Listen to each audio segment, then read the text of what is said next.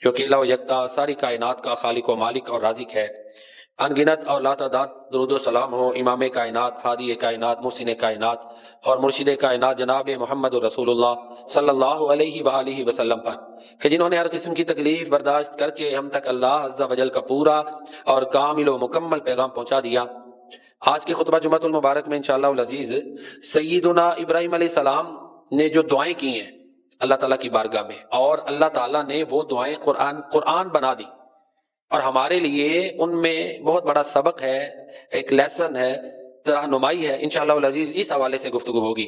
ابراہیم علیہ السلام کی قرآنی دعائیں اور ان سے ہمارے لیے رہنمائی، تو ترتیب سے ہم کوشش کرتے ہیں کہ ان کو دیکھیں۔ ابراہیم علیہ السلام کی جو پہلی دعا ہے وہ انہوں نے مکہ مکرمہ کے لیے کی، جو قرآن میں ہے، کہ انہوں نے یہ کہا کہ یا اللہ اس کو امن والا شہر بنا دے۔ فَإِذْ قَالَ إِبْرَاهِيمُ رَبِّ اجْعَلْ هَٰذَا بَلَدًا آمِنًا۔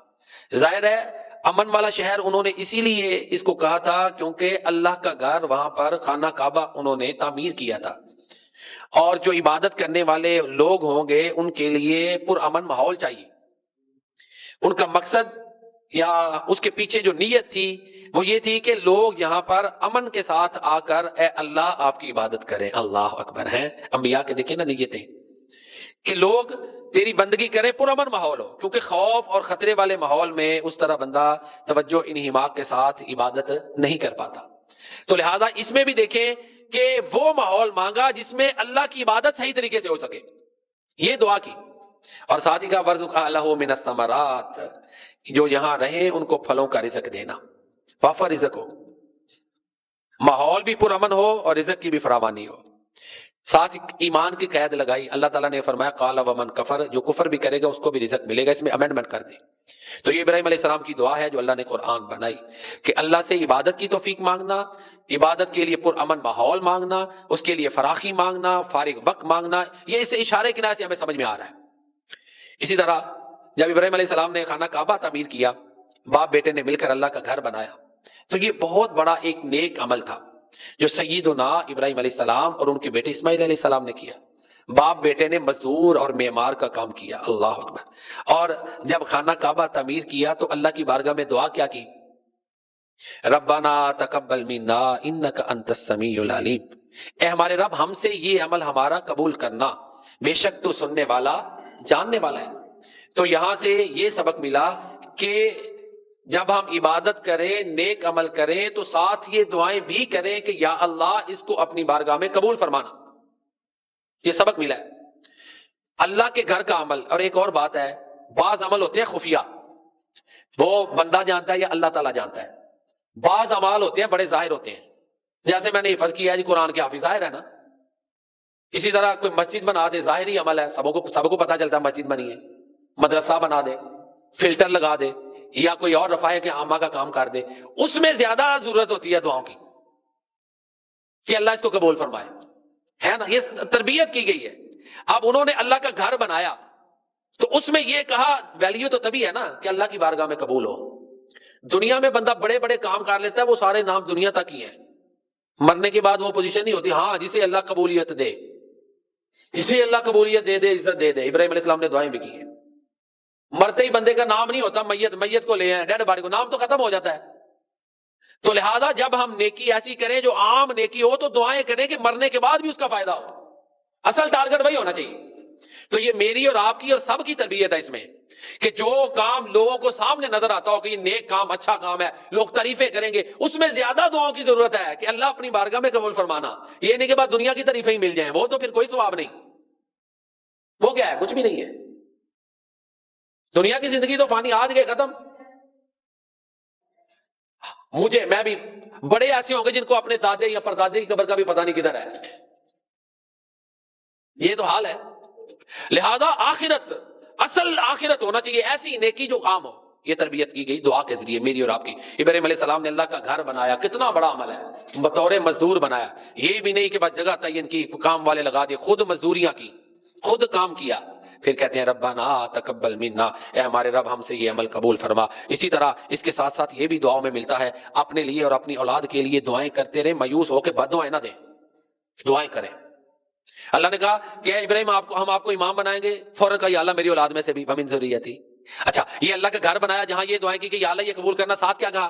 ربنا وجعلنا مسلمین لک، مجھے اور میرے بیٹے کو اپنا فرما بردار بنانا، ومن ذریتنا امۃ مسلمۃ لک، اور ہماری اولاد میں سے بھی ایک امت پیدا کرنا جو آپ کی فرما بردار ہو۔ میں اور آپ ہماری دعائیں ہوتی کم ہیں، ہوں بھی تو زیادہ یہی کہ اللہ کاروبار ان کو وسیع دے، ایسے ہی ہے کہ نہیں؟ ایسے ہی ہے، فکر ہی ہے ہمیں، مجھے بھی، ہم سب ایک جیسے ہی ہیں۔ اصلاح کی ضرورت ہے نا، مجھے، ہم سب کو ضرورت ہے، مانگیں ہر چیز، لیکن اولاد کے لیے یہ بھی فکر ہو کہ نماز پڑھ رہے ہیں کہ نہیں، توحید کی سمجھ ہے، کہیں شرک میں تو نہیں چلے جائیں گے، یہ اصل چیز ہے۔ تو دیکھیں نا ابراہیم علیہ السلام دعائیں اپنے لیے اور اپنی اولاد کے لیے بھی کر رہے ہیں کہ اللہ اپنا فرما بردار رکھنا۔ اور دیکھیں اللہ اکبر، عظیم نبی کریم صلی اللہ علیہ وسلم، ان کی دعا کی نا ابراہیم علیہ السلام نے، تو کس سے کی؟ کہ میری اولاد میں سے ہو۔ دیکھیں نبیوں کا ویژن، دیکھیں ربنا وابعث فیہم رسولا من انفسہم، کہ اے اللہ ان میں عظیم رسول بھیجنا، انہی میں سے بھیجنا۔ کیا مانگا ہے؟ دین مانگا ہے، اللہ کی فرما برداری اس سے مانگی ہے، اور اپنی اولاد میں سے ایسا جو ان کو سمجھانے والا رہے، وہ بھی ہے۔ تو بہرحال یہ ابراہیم علیہ السلام کی دعائیں میرے اور آپ کے لیے ایک گائیڈ ہے، رہنما ہے، اللہ نے قرآن بنائی ہے۔ سیدنا ابراہیم علیہ السلام، پھر سورہ ابراہیم میں جو انہوں نے دعائیں کی اللہ نے وہ بھی قرآن بنائی۔ اپنی اولاد کے لیے یہ دعا کر رہے ہیں کہ اے اللہ ان کو بت پرستی سے بچانا، وَجُنُبْنِي وَبَنِيَّ أَن نَعْبُدَ الْأَصْنَامَ، مجھے اور میری اولاد کو اس بات سے، حالانکہ نبی ہیں وہ، کہ ہم بتوں کی پوجا کریں۔ کیوں جی؟ بعد ہم نے لوگوں کو سنا کہ میں بچے ہیں جدھر ٹرین کر چھڑے نے نا انہیں کٹ کہندے نے کہ نہیں؟ تو ابراہیم علیہ السلام تو یہ نہیں کہہ رہے، کیوں جی؟ وہ کیا کہہ رہے ہیں؟ یا اللہ مجھے اور میری اولاد کو بچانا۔ اللہ اکبر، یہ نہ کہ جی میں نے ان کو اتنی توحید پڑھا دی ہے، ان کو اتنا قرآن پڑھا دیا ہے کہ اب یہ بات نہیں۔ اہدنا الصراط المستقیم، ہمیں سیدھا رستہ دکھا۔ ضرورت ہے، ہر لمحہ بہک سکتا ہے انسان۔ دیکھیں ان کی ایک ایک دعا میں ہمارے لیے کتنی بڑی رہنمائی ہے، اللہ نے قرآن بنائی ہے۔ دعائیں کر رہے ہیں کہ یا اللہ مجھے اور میری اولاد کو بتوں کی پوجا سے بچانا، ایک اپنی عبادت کی توفیق رکھنا، دینا، اس پہ قائم رکھنا۔ اللہ اکبر، تو یہ دعائیں مانگیں اپنے لیے، اپنی اولاد کے لیے، کہ اللہ انہیں توحید کی سمجھ دے، دین پہ پکا رکھے، گمراہی سے بچائے۔ اور ساتھ ہی پھر ربنا انی اسکنت من ذریتی بواد غیر ذی زرع عند بیتک المحرم ربنا لیقیموا الصلاۃ، اچھے ماحول میں اولاد کو رکھیں جہاں ان میں آخرت کی سوچ پروان چڑھے۔ ایسے لوگوں میں نہ چھوڑیں کہ جن کا دنیا ہی مطمع نظر ہے اور حلال حرام میں فرق بھی نہیں کر رہے، پھر تو ظاہر ہے کیوں جی صحبت کا اثر تو ہونا ہے نا۔ جب ہر وقت ہی مال کی بات ہے اور کریں کاروبار کی اچھی بات ہے، رزق حلال ہے، نمازیں پڑھ رہے ہیں، رزق کی سوچ ٹھیک ہے، لیکن اگر ان میں بیٹھ گیا جو حلال حرام کی فرق ہی نہیں کر رہے، پھر کام خطرناک ہے۔ تو ابراہیم علیہ السلام کہتے ہیں اللہ میں نے اپنی اولاد کو اس وادی میں چھوڑ دیا ہے، وادی مکہ مکرمہ میں، کیوں؟ نماز قائم کرے، اس لیے۔ بڑے کسی تہذیب یافتہ علاقے میں نہیں چھوڑا ہے جی، ایڈوانس علاقے میں جو بڑی ترقی والا ہے۔ کتنی قربانیاں ابراہیم علیہ السلام کی، تو اللہ نے منصب امامت پھر ایسے تو نہیں نہ عطا کیا، قربانیاں بڑی ہیں۔ سب سے پہلے اپنے بچوں کی قربانی دی ہے۔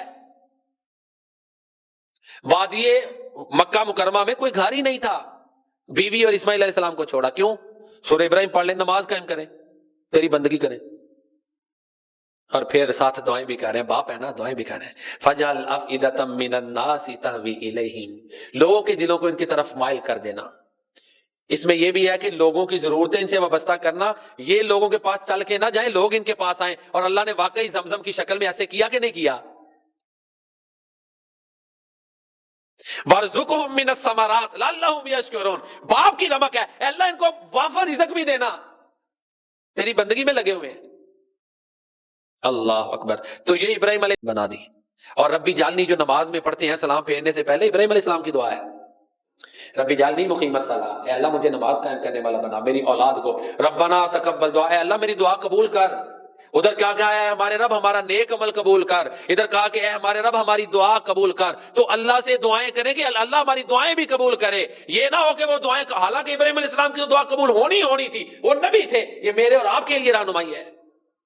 اور ساتھ بخشش کی دعائیں، کہ یہ نہیں کہ میں نے بڑے عمل کیے اللہ نے مجھے بخشنا ہی بخشنا ہے۔ کچھ لوگ یہ ایسے جملے بولتے ہیں، ہم کیا دیتے ہیں، تو اللہ فرماتے ہیں ربنا اغفر لی ولوالدی، ابراہیم السلام کہا ہے میرے رب مجھے بخش دے، میرے والدین کو بخش دے جس دن حساب قائم ہو۔ تو لہذا ہر وقت اس سے معافی بھی مانگتے رہنا ہے. بڑی ذات ہے نا, کسی بات پہ ناراض نہ ہو جائے, غصے میں نہ آ جائے. کیوں جی ایک بندہ چنگا بھلا چلتا ہے نا, تو بعد بندے نوں کسی گل تو غصہ لگ جاتا ہے نا کہ نہیں, وہ پھر دل چ دماغ چ بنتا, وہ اثرات خطرناک پھر ہوتے ہیں نا, اس کے اثرات خطرناک ہوتے ہیں. تو بندہ چل رہا ہے تو اللہ کے غصے سے اسی کی پناہ میں آنا ہے, وہی دار ہے. بڑی پیاری دعا ہے, اللہ تیرے غصے سے میں تیری رضا کے ساتھ تیری پناہ میں آتا ہوں. اللہ تجھ سے میں تیری ہی پناہ میں آتا ہوں. کدھر جانا ہے؟ یہ دعائیں اللہ کے پیارے نبی صلی اللہ علیہ وسلم نے سکھائی. تو ابراہیم علیہ السلام کی دعائیں اللہ نے قرآن بنا دی ہیں. تو یہ ربی جعلنی ہے. اسی طرح سورۃ الشعراء میں کہتے ہیں ربی حب لی حکما والحقنی بالصالحین, اے میرے رب مجھے حکمت عطا کر, مجھے نیک لوگوں میں شامل فرما.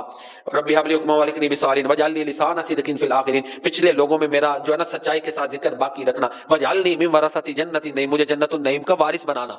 جنت کا بھی سوال کیا, باپ کے لیے بھی بخشش کی دعائیں کرتے رہے, جگہ جگہ قرآن میں آتا ہے. لیکن جب اللہ نے روکا تب باز رک گئے, تب ابراہیم علیہ السلام باپ کے لیے بخشش کی دعا سے رک گئے, کرتے رہے. اولاد کے لیے, والدین کے لیے, اپنے لیے ابراہیم علیہ السلام اللہ تعالیٰ سے دعائیں کرتے تھے.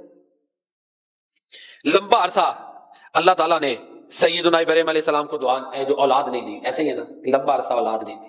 تو کیا کہا, ربی حب لی من الصالحین, اے میرے رب مجھے نیک اولاد عطا فرما.